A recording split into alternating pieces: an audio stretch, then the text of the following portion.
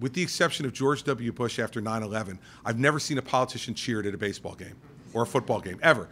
And I could tell you, I've been at a lot of NCAA games where they tend to put the camera on people in the audience more and put it up on the screen. A lot of Notre Dame games with my daughter participating with that team.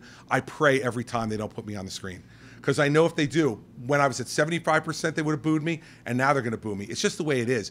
People go to sporting events to see athletes, not politicians. And despite the fact that I showed some athletic ability with that catch, they still don't characterize me as an athlete. So the fact is that that's just the way it goes when you go to sporting events. And, you know, it didn't bother me in the least, like, because it's happened before. Just right now, you all want to chronicle every negative reaction the public has to me because that's the mode you're in right now. And I get that. That ebbs and flows, and that's fine.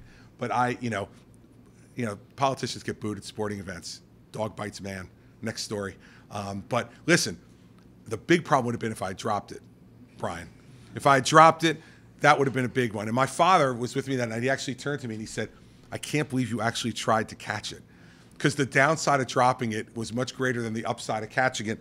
And I said to him, "Instinct, Dad." It was just instinct. That was it. It wasn't a lot of thought. So it was fun. We had a great time that night. And, you know, the thing that doesn't get reported is in between every half inning, I had a line of 10 to 12 people coming and wanting to take pictures. Now, I don't know if, like, people who generally hate you want their picture with you because that's not instinctive to me. It could be.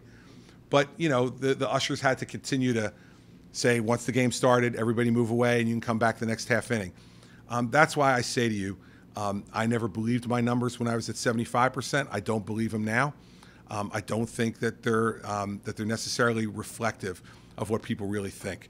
But the one thing I know for sure is if you're a politician at a game, stay away from the screen, because if you do, you're going to get booed.